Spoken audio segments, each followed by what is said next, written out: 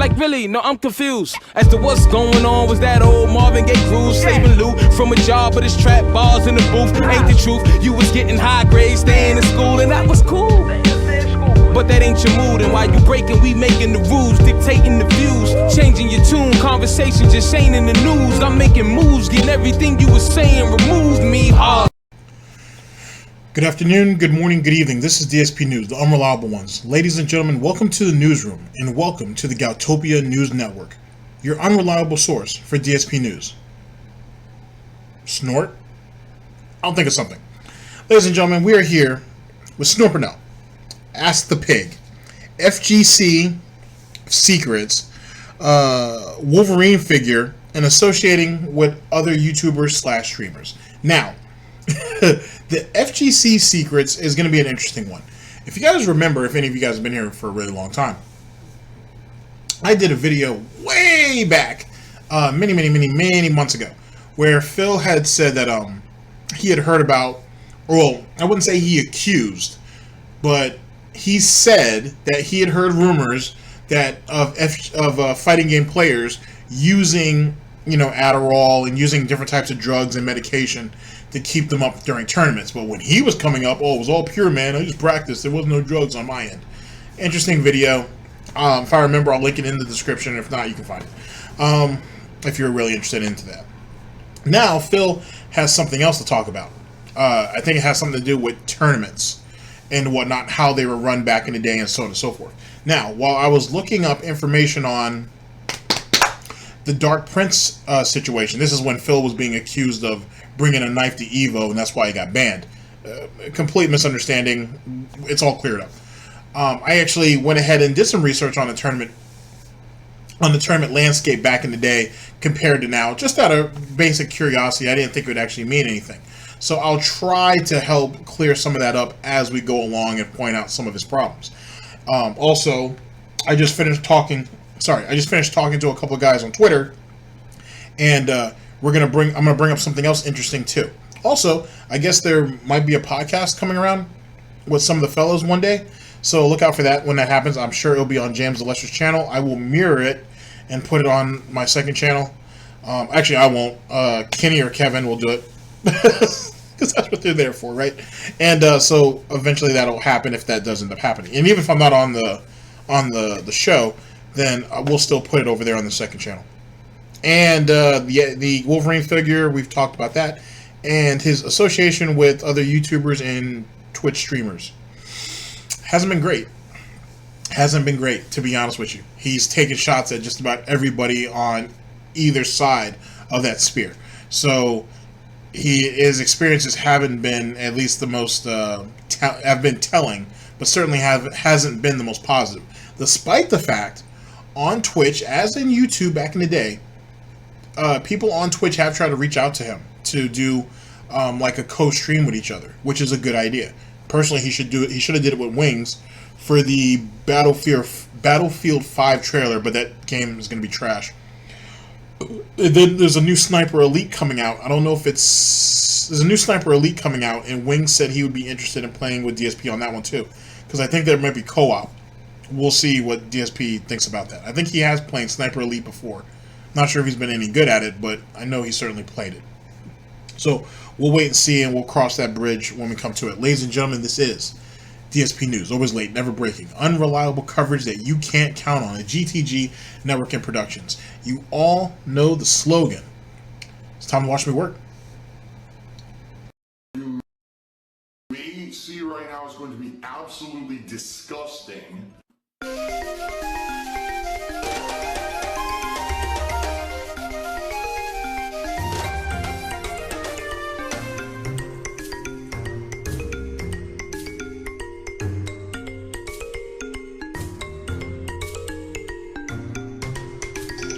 It's kind of funny, right? Because our little piglet there has pretty thick skin, but our full-blown gout-ridden pig now doesn't. Imagine that.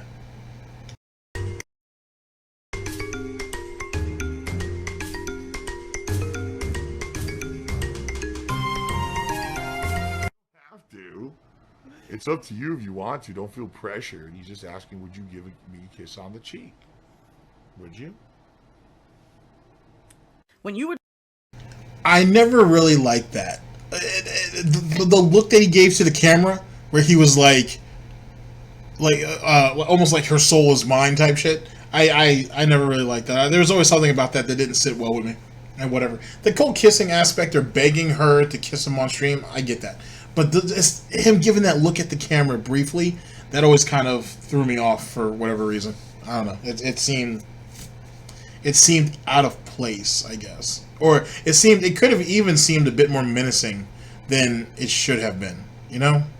But that's neither here nor there. We all know Phil has an agenda, so let's get into it. Alright, guys. We are here. Snort Purnell. Axe the Pig. FGC Secrets. Wolverine figure and associating with other YouTubers / streamers. Let's go. Participate in Street Fighter tournaments, how were they run? And if you had to host your own, how would you run them? Well, it's funny that you asked that, T-Dubs, because I did. I was, for about 2 or 3 years, very well regarded as a high-level guy running tournaments on the East Coast. I ran ECC one year. ECC was the biggest East Coast tournament, and I ran it, okay? Along with Josh Wigfall. Gotta give credit where credit is due. We split the responsibilities that year. But I ran a whole tournament series in the New York, New Jersey area, where it would be Super Turbo, Third Strike, Marvel's Capcom 2, and CVS 2. This was before Street Fighter 4 came out, so those were the big 4 fighting games that were still very popular at the time in circles. Also, every once in a while, I would hold like a Tekken or something else. Don't forget about Final Round. And he's been to a Final Round before. It's held in Atlanta. It was really big, too, at the time. But I think ECC, yeah, East Coast Championships was definitely pretty prominent. So, and that's before, like Winter Brawl and Winter Brawl, Civil War, CEO, and some of those other tournaments end up popping up much later. So back in his day, yeah, I think it's probably ECC, and then ECC, and then it would have been Final Round, I think, because Texas Showdown is Midwest. So yeah. Anyway, sorry. But yeah, I held a bunch of tournaments in Connecticut as well as in New York and Jersey. And the way I run tournaments was very different from the way a lot of other people ran them. Allow me to explain. My pet peeve, because he's so damn special, about going to a fighting game tournament, at least when I used to attend them, was that you would go, oh, I'm in a bracket, I'm ready to play. Well, guess what? No one's here, your opponent isn't here, the people from your bracket aren't here yet, so we're going to run a different bracket, or you'd have your first round match, then sit around for 3 hours waiting for your second round match. Like, what the fuck? I'm doing nothing. I'm bored to hell. I don't want to sit here waiting. I want to play my matches so then I can either leave or go play casual matches, because the thing is, at your discretion, it's not like you're locked in. Let me stop for a minute there. The reason why tournaments, and to some degree it's kind of like that now, it's just not as bad, but a lot of people were playing in multiple tournaments. Like Justin Wong, for example, was playing in what? I think he was playing in every game that he just said. He was playing in Marvel vs. Capcom 2. He was playing in CVS 2, as well as Ricky Ortiz. They were playing Third Strike, and they were playing. Oh, what was the fourth game? I don't know. They had a couple of them at the time, but whatever. So they were playing like multiple games and whatnot. And then back in Phil's day. And now not so much, but back in Phil's day, they used to have like really crazy money matches. I found an old video of Clockwork, which is a West Coast player, again for Marvel 2 and Marvel 3 a little bit. He went against, it might have been Dark Prince, it might have been Dark Prince for a couple $1,000. And then there was another match that I think was supposed to be held in Canada for like $15,000.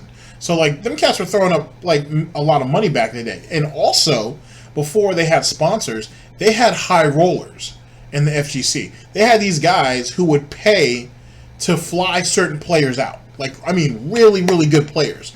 They would pay to fly certain big players out. And then, how money was exchanged and everything, I don't know. But I had heard that a lot of these guys would play in high-stake money matches to kind of help recoup, you know what I'm saying? Because you're there on somebody else's generosity. But that's kind of FGC lore. I have to dig into that a little bit more. But that was one of the things that held up tournaments a lot. And that's why money matches were so prominent, because people needed something to do. And you needed, money. So people had to get a quick buck, you know what I'm saying? And a money match was a good way to doing it. Especially when everything back in Phil's day was breaking up into regions, and there wasn't nearly as much communication as there is now. So whoever had tech in Louisiana, for example, had tech in Louisiana. Everybody who had tech in, you know, Brooklyn had tech in Brooklyn. You know, same thing in, you know, North Cal and South Cal as it pertains to California, North Carolina, Minnesota, Mississippi. You know, pick your spots. You know what I mean? So, you know, when you went to a tournament, you weren't just playing for yourself, but you were playing for your region and you're playing for your city and your state. So there's a whole lot more to it then than it is now, to be honest. And that's why a lot of people feel it's not nearly as competitive as it once was. You know what I mean? Because you were fighting for more than just the pot. You know, just some money. There was more on the line. Waiting for your match, you could do whatever you want at a game tournament, but if you're not there for your match, you could get disqualified. And sadly, I had to say, I always had bad luck. Like, I would be the guy, I'd be around the entire time waiting for my match, then I have to take a dump or something. I go to take a dump, I come back, oh, you were disqualified because you weren't here for your match. Dude, I was here for 3 hours, I go for 5 minutes to take a shit, I come back and you disqualified me, right? But that's kind of what would happen at these tournaments, is they wouldn't be run efficiently. They would be run, but they weren't run efficiently. So you would be waiting and tons of downtime and just being pissed off. Another thing that happened at these tournaments was favoritism. That's quite a statement to make, being that ECC started before Phil, and I think it ran after him too. I know Long Island Joe and I think a couple other people try to kind of resurrect it and get ECC going again. I don't know if it's still, you know, in the tournament mix, but I know they tried to resurrect it only a few years ago. I'm not sure how it went, but yeah. So that, and there's just so many tournaments now. You know what I mean? There's so many tournaments. Like, literally, if you follow Smug, for example, like I follow Smug on Twitter and on YouTube, and Twitch too. His tournament schedule is pretty packed. Like, he picks what tournaments he wants to go to because there's so many. You know what I'm saying? And currently we're going through Capcom Cup, and there is something going on that's really big, and I kind of want to speak on it, but I don't. And I went to Ernesto Lopez. I've used his videos before for the low tier God situation to see what his thoughts were on it, and he said that he wants to wait until more information comes out. But a very prominent FGC player, I won't name him, has been accused of some pretty heinous shit. And until all of it comes out, no one really wants to talk about it, and that's fair. So I'll agree with that until then. Support at all. Oh, a notable top player is in your bracket, and he said he can't make it here for another hour, so you're just gonna have to wait. Why? I don't care if a top player or not is not here. If they're not here, fucking disqualify them. You know, I'm not gonna put up with that shit. And this would happen all the time at major tournaments. The whole tournament would... Okay, here's the problem with that. Whether that happened or not, there's plenty of stories of that happening. Here's the thing. A lot of people went to tournaments to see these top players because of the fact that you might only see Justin Wong. I'll use Justin Wong for example. You might only see him in your region once a year. It would make him a big draw if he showed up to a tournament in your city. Same thing with Sanford Kelly. Same thing with a lot of those, you know, those guys from Phil's generation. So it was not just a chance to get to see Justin and maybe even take a picture with him, which Justin's a nice guy, so I hear he's done that. But also, you might actually get a chance to play him. And trust me, people waited to do that. People waited. If you have to put off your tournament for well, not your tournament, but if you have to put off your match for an hour, which gives you time to burn, and you're guaranteed to play this dude or play a top player, why not? You know what I'm saying? Why not? And that's just more time for you to either get practice in or get an idea of what you got coming up. But Phil's impatient. He's a bitch. So it is what it is. And at the same time, if you go back onto SRK, if you can find it in the archives, he's asked to have matches to be put off for a little while. You know what I mean? Not an hour, obviously, but for a little while because he was doing something or whatever the case may be. And they were like, nope. So it's because he wasn't big enough, or I'm going to assume, he wasn't big enough that he couldn't have the same type of treatment that they were given, or preferential treatment, if you will. So, yet again, something to be bitter about, right, Phil? Be held up because the top player wasn't there yet. Phil? I mean, my bad. I mean, Dave. Sorry, guys. Like, what the fuck? I don't care. They're not some fucking god or idol or movie star that I have to fucking put up with. Fuck them. Do you show your toxic jealousy and just how petty you fucking are when you react to something like that. I mean, I'll be honest, just like any other normal human, yes, I'm jealous of certain people and people who are successful and whatever. Of course I am. Of course I'm going to have jealousy. That's a natural human emotion for those who have more than you. You're always going to have that natural kind of jealousy of those who maybe have been more successful or things like that. Disqualify their ass. They should have been here on time like everybody else. But that shit would happen all the time. Or floating. You might not know what that means. In a tournament that has a bracket, okay, basically people have matchups. Okay? And what would happen, oh, this person's not here yet, so we're just going to take them out of the bracket and put their name over here, and when they finally do show up, then we'll just squeeze them in somewhere into the tournament. That's not how it works. Like, when you have a tournament, you have Now, here's the thing. I'm not going to debate whether that happened or not. I'm sure it did, and whatnot. Floating's something old. The thing is that when that top player or whoever that was isn't here yet, and so they move him somewhere else, and they'll fit him in later, the person he was supposed to play usually got a bye. You know what I'm saying? So you may have dodged the bullet, at least temporarily, and then moved up further into the bracket, you know what I'm saying, without facing that person right away. Or you're going to face someone that you may have a better chance with, or so on and so forth. One of the big problems in tournaments, even now, well, not a big problem now, they've been able to kind of work that shit out, is people didn't want to play people from their cities. You know what I'm saying? Or from their regions. Which makes sense. Because these are guys that you've played with before. You're familiar with them. You don't want that. You know what I'm saying? You don't want to be the one to take out somebody from your own city or whatever the case may be. You want to have a bit more of a level ground, which makes sense. And it goes like that. Now, oh, this guy's not here, so he's favoritism, so he floats to another part of the bracket for later on in the tournament. And that shit happened all the time in tournaments that I attended. And they're all problems, in my opinion. Favoritism, preferential floating, not being, pertinent, or not pertinent, not being prompt with how you run the tournament. I was at tournaments that literally ran 24 hours. You had to be there at noon, and the tournament ran till noon the next day because people were not running it efficiently, and no one slept. I'm serious. I've been to tournaments like this. So, when I ran... Whereas tournaments now, shit, most people are playing their tournament matches at 8 or 9 o'clock. You know what I'm saying? In the morning and shit. Which isn't a bad thing if you're a morning person. But some of these dudes aren't. Some of these dudes will go out for sushi, or go out for Korean barbecue or whatever with friends, have some bunch of sake, or they go off to a bar and whatnot and chill for the night, don't get back to their hotel room until 3 o'clock in the morning and whatnot. Whereas back in Phil's day, there was a whole lot of drinking, there's a whole lot of smoking, there's a whole lot going on in those hotel rooms. Hence the reason why tournaments did start till a later time. But it's one of many reasons, I should say. I was the no-nonsense fucking guy. And the reason people liked my tournaments is because I did not put up with that shit. So people who were responsible, mature, and prompt would fucking be there, play their matches, have fun, and you'd actually have a good tournament, right? Versus, And that's why you only ran ECC. Oh, I'm sorry. You only co-ran ECC for 1 year. Just like how you did such a great job when you went to E3 that 1 year, and you took all those videos and whatever, and that guy was like, oh my god, you actually worked your ass off. Most of those people went out there and partied and shit and treated it like a vacation, but you actually did work. You did great, Phil. And then they never invited him back out again. Imagine that.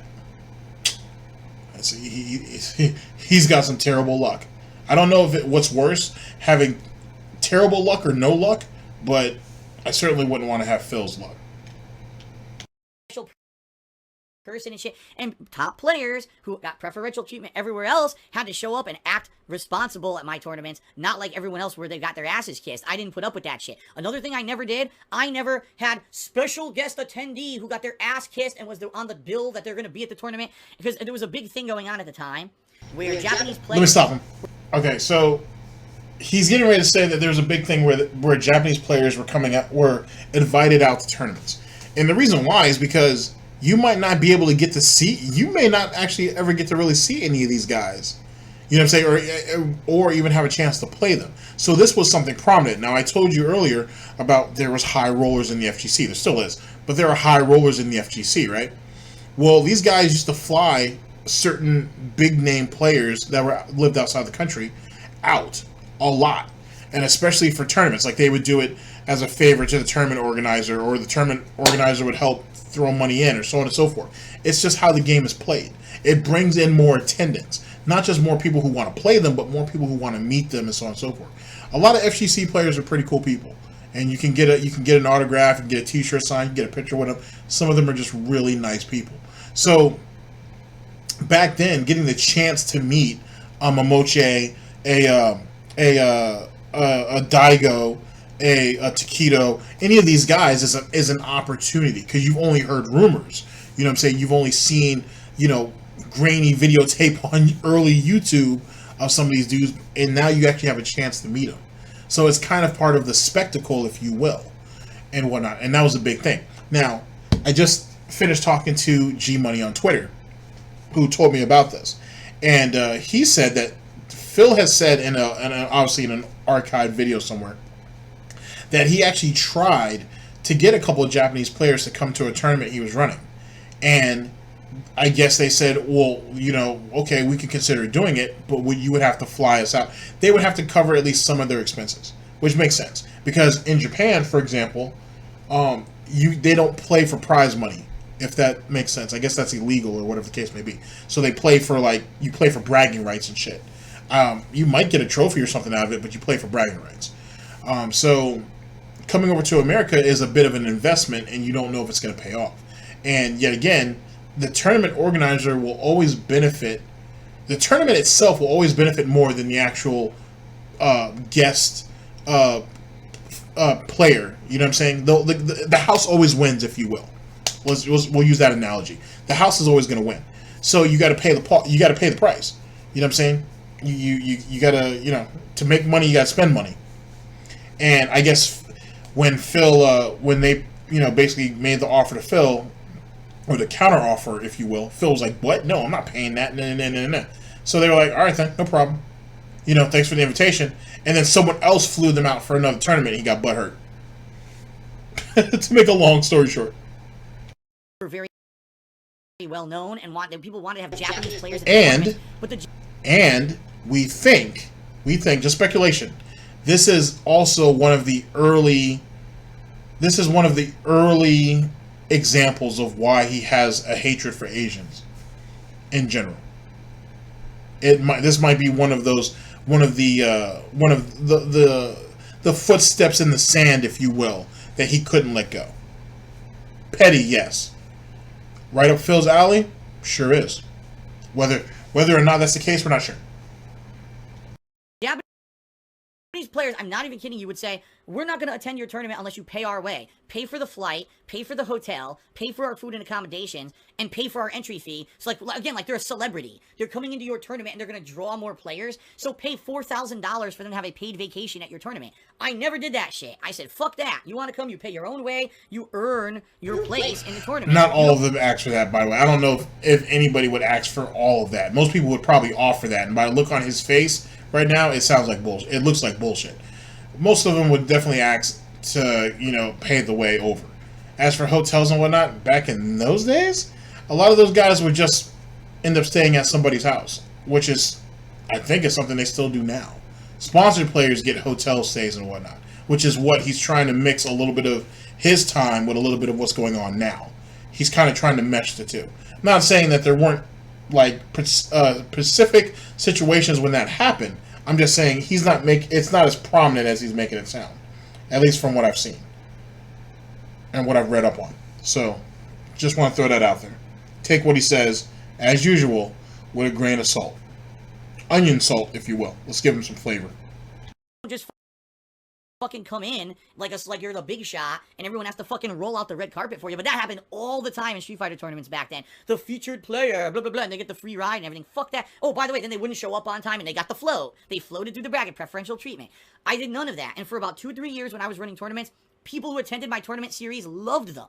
I got nothing but positive feedback. The only people who complained, the people who wanted the preferential treatment and were lazy, and they would show up late and get disqualified. I had one guy, won't say his name, but he was a very prominent player in a few different gaming communities. It wasn't just Street Fighter, but others. And he always got his ass kissed everywhere he went. And he was late, and he got disqualified. He came to me 2 hours late, first, screaming angry. How dare you treat me like this? How dare you? I said, I don't care who the fuck you are. So that's what it is. It's an element of jealousy, lol. You weren't here. You know the rules. Sorry that I'm not like the other pushover, ball kissers who you go attend their tournaments. And people want their tournament done on time. This is an adult fucking run situation. Tough shit, you're out. 2 hours later comes back begging me, please just let me into the tournament. Please. I came out here to play. That's a lie. I can almost guarantee.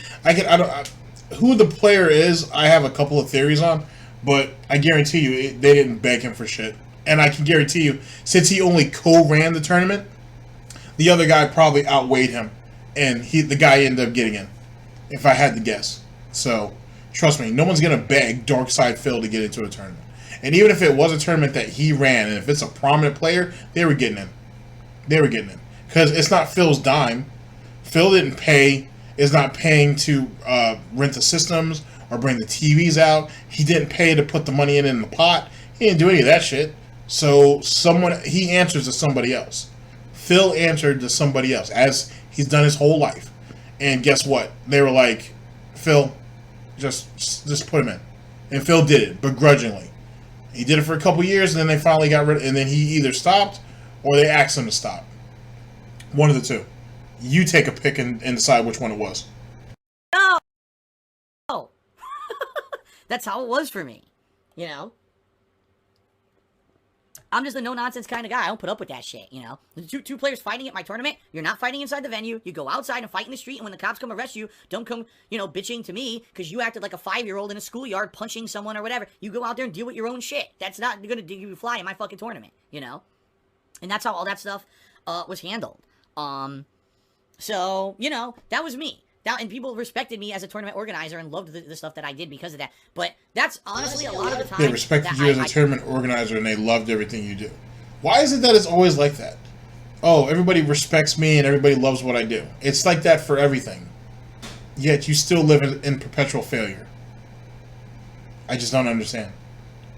Like, I don't understand. Like, I feel like Darkside Phil, DSP, spends more time trying to convince himself than anything else. Because as I've said before, he only needs to convince one person out of 100 to believe his lie. That's all he needs. That's all he needs. As long as he has one person who will be like, I believe you, Darkside Phil, he's perfectly fine with that. But I feel like he's spending more time trying to convince himself than anything else. I didn't like tournaments, and the final tournament where basically I stopped playing competitively in 2007 was because it was EVO, and it was preferential treatment and preferential floating, and it was bullshit. Like, they rigged the brackets against me. You know, people say all the time, oh, Phil, you know, you exaggerate. No, the people who run EVO don't like me for many, many reasons. Now, here's the thing. Okay? I want you to think about this, right? 2007, okay? 2007 had some pretty prominent names out there from the United States as well as outside the United States.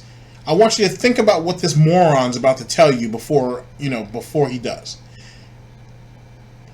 The EVO staff rigged an entire tournament to get Darkside Phil out. I want you to think about that. Not too hard, because it isn't that serious. But I want you to just think about it just for the few milliseconds before we go ahead and get it to the next clip to continue this broadcast. On that, Darkside Phil is such a threat. He's the realest guy on YouTube. He's the realest guy in the FGC. That they have this amazing scam going on, and they don't need Darkside Phil breaking that racket up. So now we need to rig the bracket to get him out.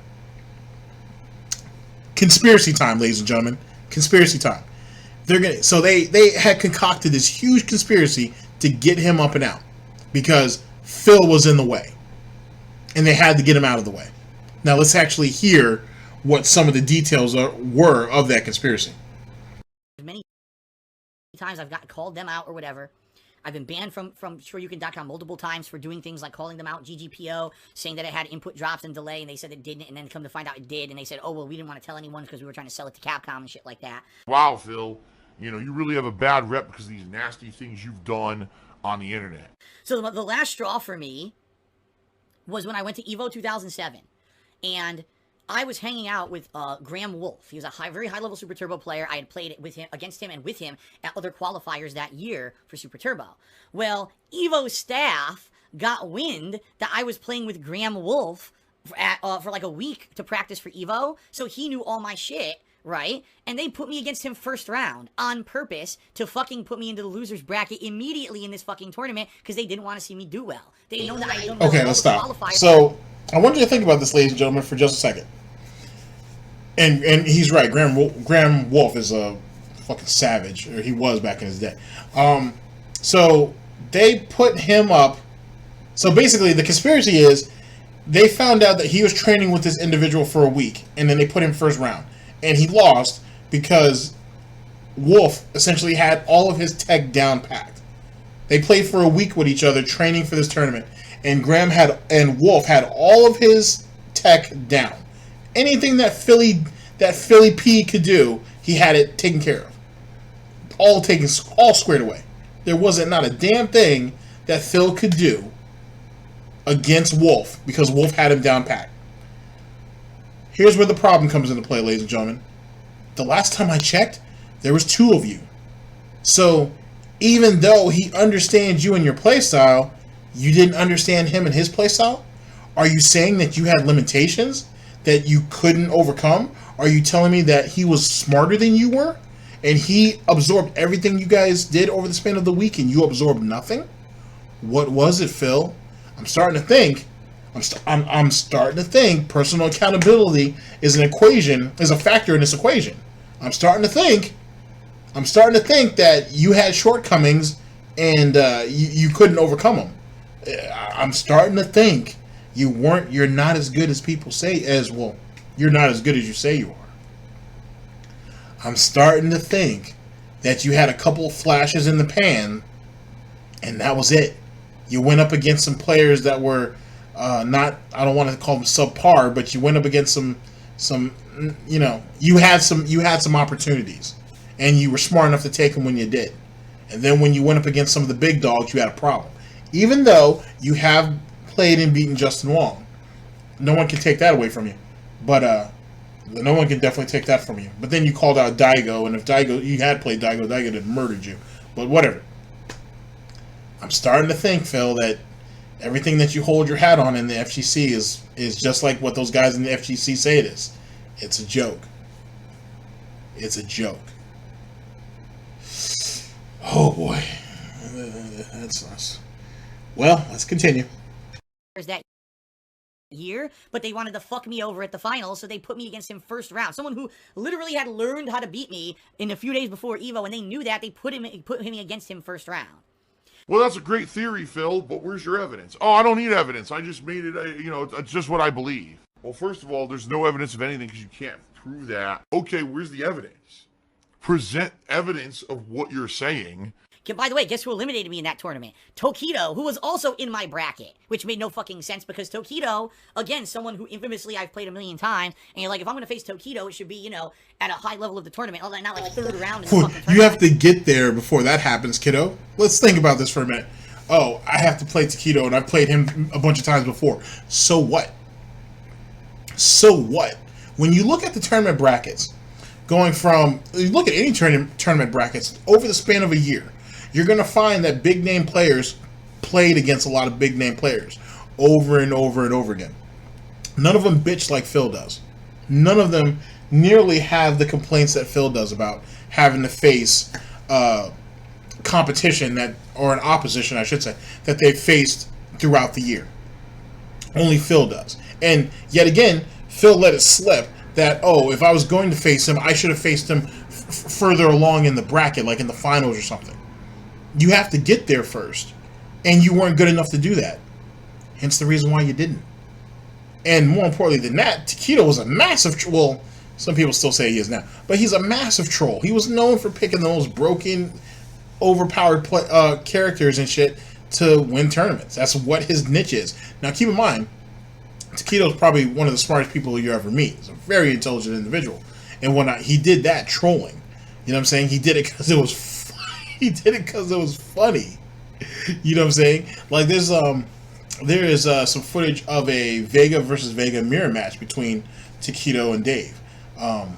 We all know how that worked out. He lost. Dave lost. But that's how Tokido does. He's always been known for that shit. And the thing is either you overcome or you lose. Period. Tokido did that on purpose, you know what I'm saying? Which is kind of the brilliance and the trollishness that comes in that bullshit. But you have to get there first. You have to get to that part of the dance before you can start making, not even making demands. You just have to get there. And you weren't good enough. Period. That's not even up for discussion. You crying about it justifies it. You crying about your shortcomings and how you felt like this was robbed, this was taken from you, proves it. Oh boy. The saltiest of hams, ladies and gentlemen. Not necessarily spam, but absolutely delicious. Very salty though. You might want to drink a lot of water after this meal. Don't worry, I'll crack open some wine in a little bit. Playing taquito or whatever. So basically they rigged the brackets against me, and I said, why am I ever going to go back to this fucking thing? I'm never going to have fun playing this tournament. It's just a grind. It's a waste of time. And that's the thing. When I did tournaments, I did it fair. Now here's the thing. And Down the Rabbit Hole touches on this slightly. This is the year that, since this was Phil's last year competing, more than likely that EVO was when he went full bitch and he complained to anybody and everybody who heard him. Phil says he left the FGC.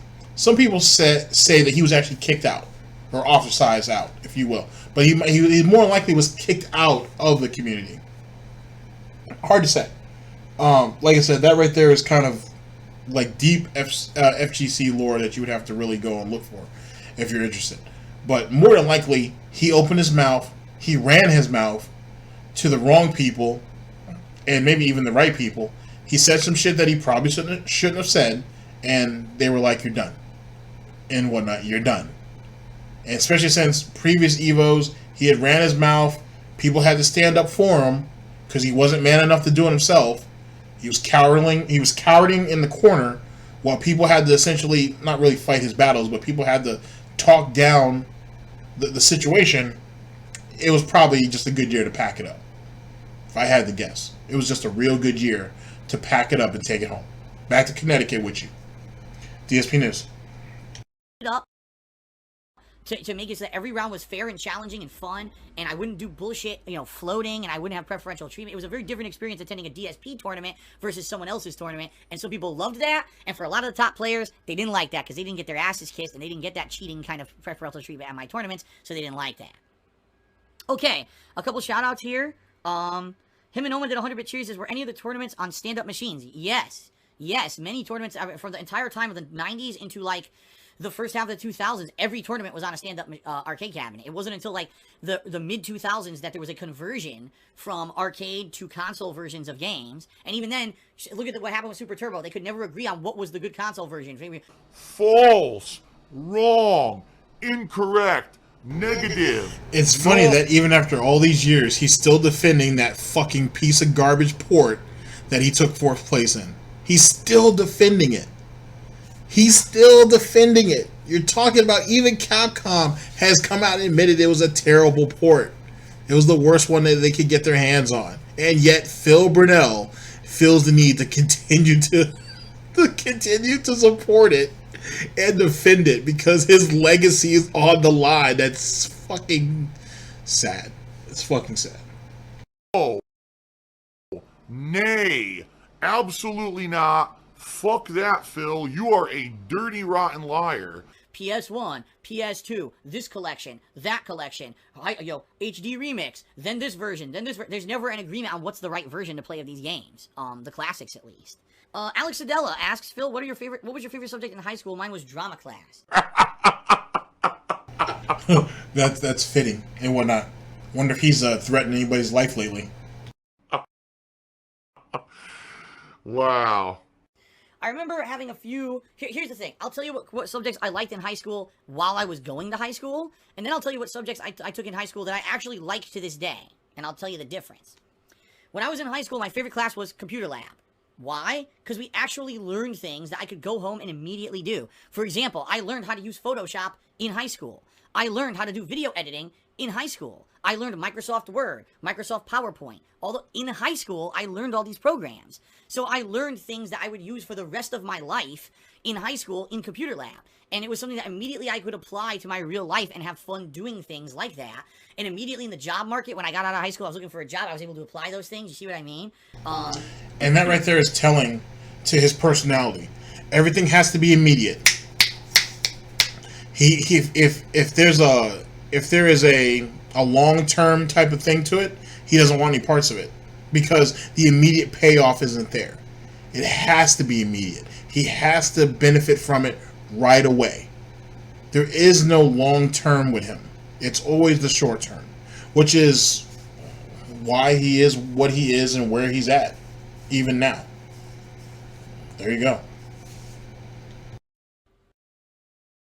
So, yeah, that was the biggest one for me in high school, like computer lab. Now, long term, what classes in high school did I end up using the most? Honestly, and this might shock some people, Latin and British literature. What the fuck? What? Really? Yeah. Latin, the reason that I took Latin for 2 or 3 years. I think it was 3 years. And the reason that Latin ended up being one of the best courses I took is because it broke down the roots of most words in the English and other European languages to its base language that they all were based on, Latin. And if you know the core of a word, you can figure out what it means. Like, I can tell you right, by looking at certain words, I can figure out what the word means in another language, even if I don't speak that language, because I took Latin. And that's really cool. What is this penne mean? So I can, a lot of the times I'll read, Spanish or French or, another language, and I could read it and like, oh, I know what that word means because, I see a core piece of it that's kind of a common thing. I know you're lying. And I like that a lot. I can't speak Latin, but I can break down stuff into Latin terminology so I understand it, and I like that. British literature, why? A lot of people over the years have said, Phil, you're a very verbose guy. It seems like that when you're doing a vlog, you're doing a stream, you can use language that a lot of people don't use. It's like not common language. But then a lot of times we even think maybe you're saying the wrong word. Then we look it up and realize it's correct, that you're actually using a word that is, not a common word that people would use in normal dialect, spoken dialect, but you use these words. You're a very verbose guy, you have a big vocabulary. Where did you get your vocabulary from? And right now, I need money to pay bills. I need that money to pay my bills. I need to raise a lot of money this month. By the way, I really desperately need the money to help with my tax situation. So, hint, hint, save the house. No lies, because I need the money right now with this whole tax situation I'm in. I need the money. I need that money. I really do. I need that money to pay my bills. I got it from British literature and comic books. From reading comic books over the years, and then a British lit class that I had for like 2 years in high school, which was like, I think it was one of their high honors advanced placement style classes. I ended up reading so many things that I like, what the fuck does this word mean? What does this word mean? And we had to learn vocabulary words every week that would then apply. We'd be like reading a novel, from... It's funny that he doesn't do any of that now. Like, he doesn't read a book he doesn't read a book to save his life or anything now. Which is a shame, to be honest with you. British literature, and you'd see the words in the novel, and you'd understand what they meant. So that's kind of how, and it's funny because I hated Latin and I hated British literature when I was taking them, but those are the things that I actually use the most on a daily basis. Sorry, I'm trying to be responsible here. I really feel this actually could hurt children. A lot of the other shit, world geography, fuck if that ever has affected me whatsoever. Never needed that in my life. Most of the mathematics that I did in high school doesn't affect me. It's just basic arithmetic and stuff that I do on a daily basis that I need. Like, you go to the store and something's 20% off. Shit, how do I figure out how much the price actually is? I could do that shit quick in my head, but I learned how to do that in elementary school. That wasn't high school, you know what I mean? Fuck if I'll ever use algebra. And yet it takes him like 4 to 6 hours to do his taxes, and it takes like 2 hours to pay bills each month. Amazing. Most of the stuff that I use on a daily basis, I did not learn in high school. So all those years of school, kind of went away for nothing. God, man, people are so ignorant sometimes. It's just messed up. Yeah. What it is a lack of responsibility. If the guy had a fucking he's a guy's a meathead, right? If he had a fucking piece of intelligence in his head, he would know not to do that because it's going to hurt people in the long run, but whatever. Knows Nobody did a 100-bit cheer asking about an old video where I got disqualified from a Street Fighter 4 tournament. I wonder if there were any other times you've been DQ'd from a tournament. To my knowledge, that was the only, notable one, that I can remember. Usually I was the guy. He was the guy that got caught masturbating in front of children. It's the guy watching his Twitch. Is that really him? Is he the one that got caught, Matt? Yes! Really? Okay. Who would sit around and wait hours on end for everyone fucking else to show up for their turn, okay? I was always the responsible guy who had to sit there and wait. And I would be the one who gets screwed over because I waste my whole day waiting to play my fucking tournament game. And then, oh, all right, well, you know what? I've been waiting for 3 hours. Can I go use the bathroom? Oh, no, your partner, your opponent's here. Let's play now. I gotta take a shit. Now it's too late. I gotta play, right? So I'm sitting here trying to play fucking Street Fighter, turtling in my ass, a turd. Oh. Trying to fucking fight this game at a competitive level. It's like, come on, man. But no, I think that was really the only notable time that I ever got kind of DQ'd. That's why it was kind of a big deal. It was like, Phil is the guy who's known as the guy who's... The reason why was he was sitting here recording matches, more than likely put up on his YouTube channel, and the guy said, Phil, you're up to play. And Phil says some slick shit like, oh, if he says that again, he might get punched in the face or whatever. I'm going to go over there, I'm going to say something or whatever. And Phil kept on recording the match that he was recording. And they were like, if you don't stop recording and play your match, you will be disqualified and shit. And Phil was just like, whatever. And then they said, Darkside Phil, you are disqualified. And that's when he's like, where am I playing? You still haven't told me. You want me to run your tournament for you? the worst comeback ever. Excuse me. The absolute worst comeback ever. There. How you DQing him in a tournament? Like, all of my friends were so angry at that tournament director, but whatever. Shout out to Welcome to the Dab Side, who's asking about memes. He's like, sometimes see people memeing in the chat. I'd like to join in, but I'm worried about being banned. Would you ever put a list of memes that are okay? The bottom line is I usually don't even know what memes are what. Like, I don't know who's saying what, because I don't pay attention to these fucking memes most of the time. Will Phil only read the chat if someone cheers, subs, or tips? But if I notice something that's being disruptive or obtrusive to the chat, I'll usually bring it up and give a warning. The only time I would outright ban is if it's something blatantly insulting to me. If it's blatantly insulting to me, then obviously you're gonna get banned right away. Okay? But it's in the rules. You're not allowed to do negative detractor memes about me or others. Like, if you have people coming in and doing memes about others that are negative, it's not allowed. This is a stream where we're just supposed to hang out and have fun, you know, watching me play games. It's not about being dicks to other people. You know, even if I don't get the meme, it's still not right to come in here and start spamming negative shit about other streamers, alright? So please stop with that crap, alright? In general, you don't have to worry too much about it, but if you're actually paying attention to the stream, I don't know why you would be memeing crazy shit anyway, you know? Imminent55 did a 1500-bit cheer. Wow, there you go, man. You are... My bitch. Thank you for the free money, dummy. And you can lick my balls. Top cheer for the night for sure. I'll get you up there in a second. But he says, I really enjoyed your Ask the King episode. I know you answer questions every day during pre-stream, but it's different when you do an episode of Ask the King, in my opinion. Well, yeah, there's two reasons primarily why Ask the King is, I believe, much better than just answering random questions on the pre-stream. Number one, I actually get to talk to the camera and elaborate. Like, you get to see my face, you get to see me move my hands, you get to see the passion when I'm answering a question. It's greed. It's greed. And number two, because I take a lot more time with my answers, right? I flesh out the answers. I'd be able to give you a full-fledged answer that takes time rather than, oh, I'm on a pre-stream, everyone wants to see a game, so I have to rush, right? There's no rush when I'm doing Ask the King, which is a great thing.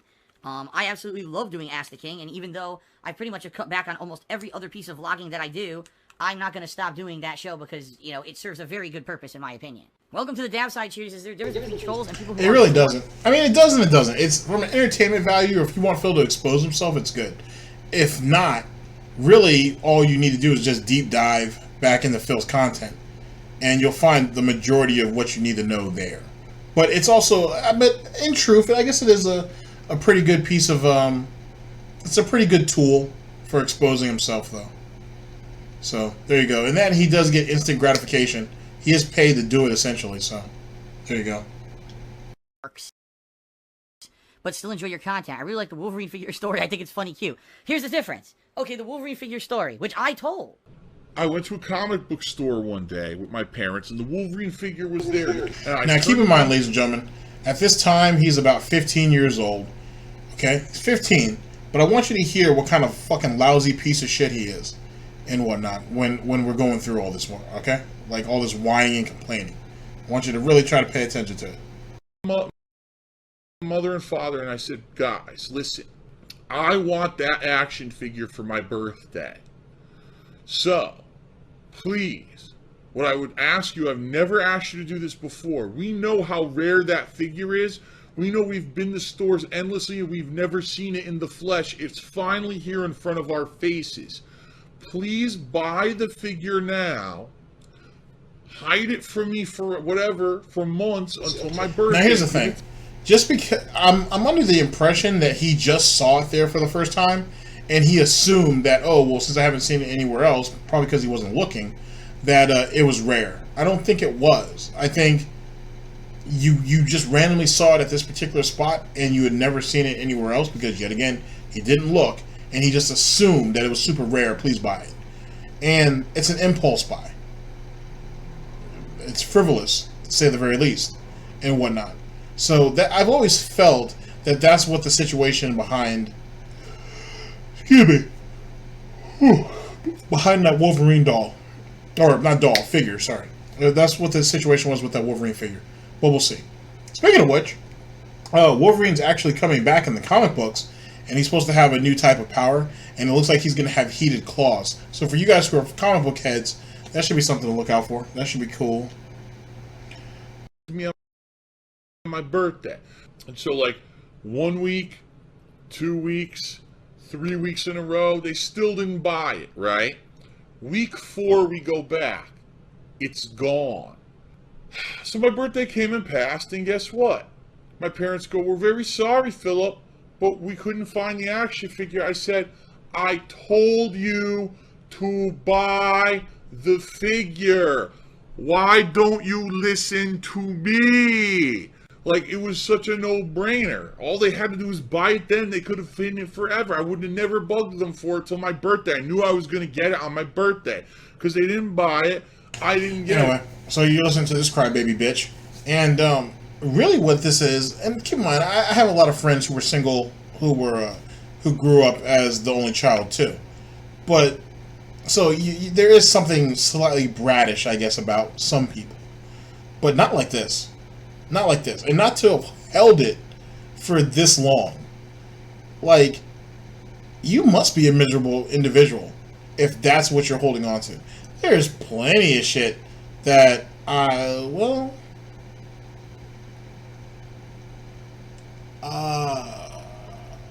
actually, no, I can't say that. Oh, shit.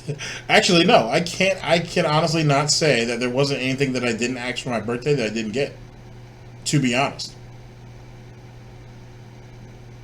Because, yeah. And it's not even because I was spoiled or anything. It was just, I don't know. I'm not into fancy shit, I guess. You know what I'm saying? So, like, the shit that I asked for was, like, it wasn't that big of a deal. You know what I'm saying? Like, yeah, I guess, yeah, to be honest. Wow, yeah, I can't honestly say that there wasn't anything that I asked for my birthday that I didn't get. But I guess I never asked for anything super crazy, though, either, so I guess I didn't. Okay, well, I kind of screwed myself on that one. Sorry, guys, I can't think of an instance where I asked for anything for my birthday, I never got it. And that's if I asked for anything for my birthday. Most times I just didn't ask for anything. I still got a bunch of shit. A lot of clothes. And, like, a lot of money that went to the bank. Which paid dividends later, so that worked out. Alright, well, let's scratch that point. I did eventually get it, but it was the second run, and of course now it's a year later. Do you really think that something I wanted a year ago is as valuable as, you know, but then I was already starting to move into other stuff. And yes, I see someone asking in the chat, yes, my parents did have the money to buy it. They were just fucking stupid. Right? I told the story. So fucking stupid. Alright, first things first. So he wants to talk about how valuable it was. Well, you were going to pull it out of the package, right? And you were going to, you were going to play with it. You were going to interact with it. Immediately loses value. Just like when you drive a new car off the car lot. Immediately loses value. So, him saying that, oh, it was rare and how valuable it was, were you going to just let it sit in its original packaging? Nah, you weren't. So, so its value didn't mean anything. It was more sentimental than actually having any type of monetary value. That's what it really comes down to. He tries to spin it like, oh, it would have been this great collector's item. Look at all those statues he has. And you can't even look at them anymore. They're inside of that nook. And shit, gathering dust. Most of them are broken. How valuable were those, Phil, before you bought them? It's food for thought. But this is yet again what I was saying, that his past very much reflects what his future is. And that's why people deep dive into his past. Because it's telling. You see a lot of his tendencies now that he had back then, and vice versa. Obviously. Oh, by the way, King of Hypocrisy, I did miss your cheer. I'll go back and read it in a second. I told the story. It wasn't like when I told the story, I didn't want anyone to know like it was something sensitive about something in my past. And some people make fun of the story. That's fine. Or if you think it's funny or cute, that's fine. And I agree with Snort Purnell. That shit does mark him. Like, it's the one thing that I honestly feel like he hates his parents for, which is the silliest and most mundane thing. But it's something that cuts him to the bone. And I think psychologically it scarred him. It really did. It might have been the first time he ever asked for something and he didn't get it. Because like I said, he was the only child. And because of that, he took out, if I had to guess, he brought that up to them and he threw that in their face year in, year out for the rest of his life. Because it was the only thing he could hold on to. It was the one time that he didn't get his way. And he made sure his parents knew about it. He made sure that he was such a hurt little boy because he didn't get what he wanted, and he's been shitting on it ever since. I guarantee it. I guarantee that's what he did. Up as like a way to stab at me or to make me feel bad when other things going on. It's unrelated. Let's bring up the Wolverine story. It's like, what the fuck? What are you talking about? It's just stupid. It's like some of the dumbest shit. I prefer a penny because I'm 5 years old. The salty tears. Salty tears. Oh, you're getting salt. It's even now, again, my mouth overpowered with salt flavor. Why am I toxic? Yep, I'm toxic. Cat, you need to get out now. That place is toxic. It's stupid shit. Let's see here. So, let's see. I did skip your cheer by accident. He says, why do people associate you with other content creators? I don't see the connection. E-beggars. You gotta ask them. Why do people associate me with other things? I don't know. Why don't you ask the people who associate me with those other things? I'm not them. More than likely because these are people who only consume themselves with drama. They only watch YouTube to watch overdramatic shit on YouTube. They only want to make fun of people, so they find people who have groupings or you know, these mob mentalities of negativity against them, and they latch on to them like leashes, right? I have nothing to do with those people. Very few, you know, LTG and I, what the hell do we have in common besides we blame Street Fighter for our losses, right? And for me, I'm just joking at this point. Like, the games I'm playing, Street Fighter 5, I'm terrible at this game. I hate the game and I'm terrible at it. Of course I'm losing because I suck at it, you know? So if I say, oh, this game, you know, oh, I hate this game, you know, this game sucks. I do hate the game, but I'm losing because I'm bad at it. I myself am a former pro fighting game player. I'm just overall pretty good at all kinds of different games. I think I could take something like that World Cyber Games Ultimate Gamer. You want to know the truth? I'm probably one of the best overall gamers in the country. You know, if I make a joke about, oh, that's bullshit, or whatever, you understand that, right? I don't know why they associate me with that guy. I have no fucking clue. Greed and rage. ReviewTechUSA, I have no idea. E-beggars.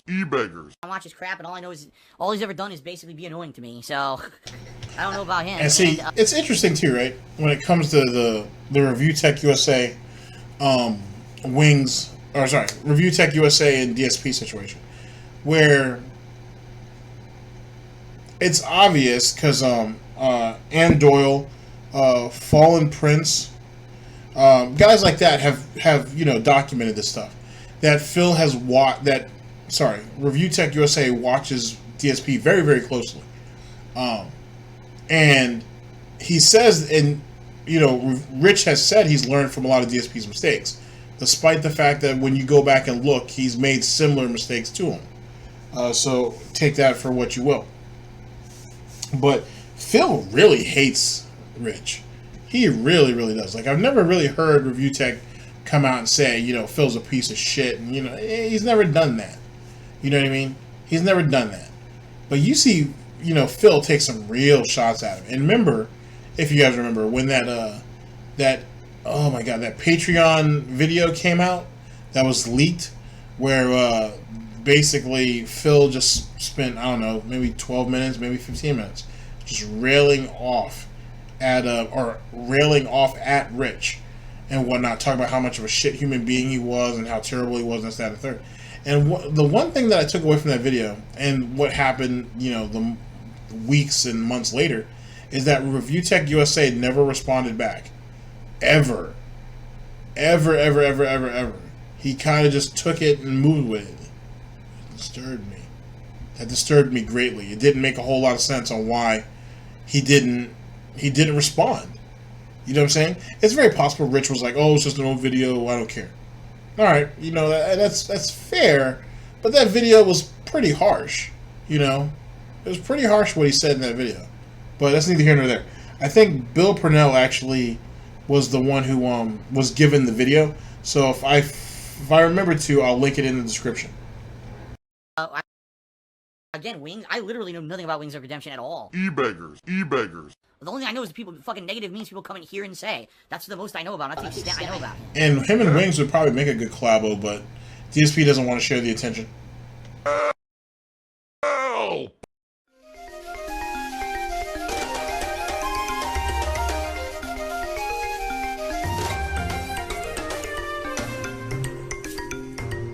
The money came through, everything's good for now. What pasta do you prefer? I prefer a penne. Oh! Easy to eat.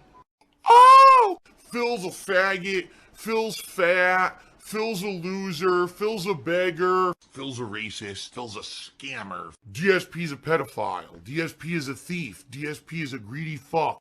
This guy's a bitch. I have a micro penis. Alright, and there we go. Interesting ending to say the very least, but make of it what you will. The FGC part of it was actually pretty fascinating, especially when I found out from G Money, shouts out to G Money, that where some of that deep-seatedness hatred for Asians come from. So I think we've tackled at least some of it here. We'll make that an ongoing investigation, if you will. His association with other Twitch streamers or other YouTubers, you guys kind of all go together. You guys all have the same type of tendencies and whatnot. Everybody wants to kind of make it seem like, oh, I'm not as bad as this person, but you're just all bad. So there you go with that. And then the whole thing with the action figure, he's mad that people make fun of it, but you made yourself look like a complete and total asshole in that video. And you shitted on your parents because they didn't buy you a fucking toy. I don't know how old DSP was at the time, but he must have been in his mid-late 20s at that time. So you're still holding on to some shit that was, you know, over 10 years ago. Let that shit go. Let that shit go. Well, in any case, ladies and gentlemen, this is DSP News, always late, never breaking, unreliable coverage that you can't count on at GTG Networking Productions. I am your host / anchor, GTG, and I'm signing off. Wow. In the broadcast. Oh, don't choke yourself there, Phil. Don't choke yourself. Let's finish this part out.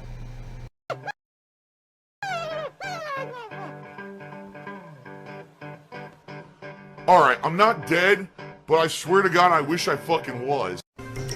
No surprise there.